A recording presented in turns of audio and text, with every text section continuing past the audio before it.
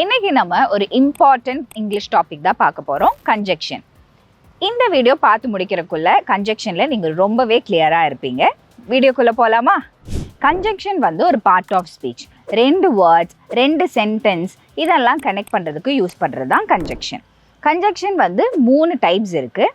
நம்ம தினசரி வாழ்க்கையில் நிறையா கன்ஜெக்ஷன்ஸ் யூஸ் பண்ணிகிட்ருக்கோம். அது என்னென்னலாம் அப்படிங்கிறது இந்த வீடியோவில் பார்த்துடலாம். ஃபர்ஸ்ட் வந்து கோஆர்டினேட்டிங் கன்ஜெக்ஷன். இங்கே ஃபேன் பாய்ஸ் இதை ஞாபகத்தில் வச்சுக்கோங்க. ஃபேன் பாய்ஸா அப்படின்னா F for, A for and, N for not, B for but, O for or, Y for yet, S for so. இது எல்லாமே தான் கோஆர்டினேட்டிங் கன்ஜெக்ஷன். இப்போ நான் ஒரு எக்ஸாம்பிள் சொல்கிறேன். Ram and Sheela went to the market. இங்கே ராமையும் ஷீலாவையும் கோர்க்கிற வேர்டு தான் கன்ஜெக்ஷன் அண்ட். ஓகே, இன்னொரு example. You prefer coffee or tea. நீங்கள் காஃபியா டீயா எது ப்ரிஃபர் பண்ணுறீங்க? ஸோ அங்கே ஆர் யூஸ் பண்ணுறோம். அந்த ஆர் தான் கன்ஜெக்ஷன். அடுத்தது வந்து subordinating conjunction.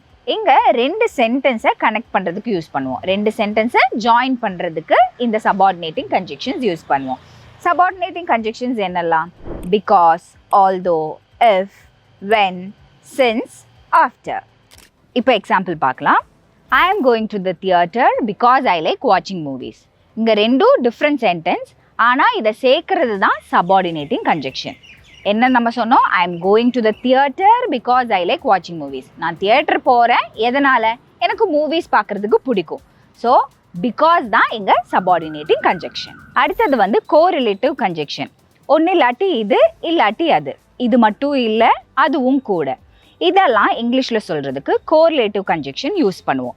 Example, either or, neither nor, not only but also. இப்போ எக்ஸாம்பிள்ஸ்.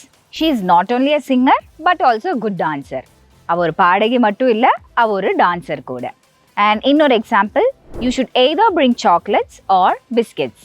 நீ சாக்லேட்ஸ் கொண்டு வரணும், இல்லாட்டி பிஸ்கெட்ஸ் கொண்டு வரணும் அப்படிங்கிறது தான். இப்போ உங்களுக்கு ஒரு சின்ன quiz. she dash come by car dash come by bus. இதோட ஆன்சர் என்னன்னு காமெண்ட் செக்ஷனில் மென்ஷன் பண்ணுங்கள். அண்ட் இந்த கன்ஜெக்ஷன் வீடியோ உங்களுக்கு ரொம்ப நல்லாவே புரிஞ்சிருக்கும்னு நான் நினைக்கிறேன். ஸோ இதே மாதிரி இன்ட்ரெஸ்டிங்கான வீடியோக்கு மறக்காமல் இங்கிலீஷ் பார்ட்னர் யூடியூப் சேனலை சப்ஸ்கிரைப் பண்ணுங்கள்.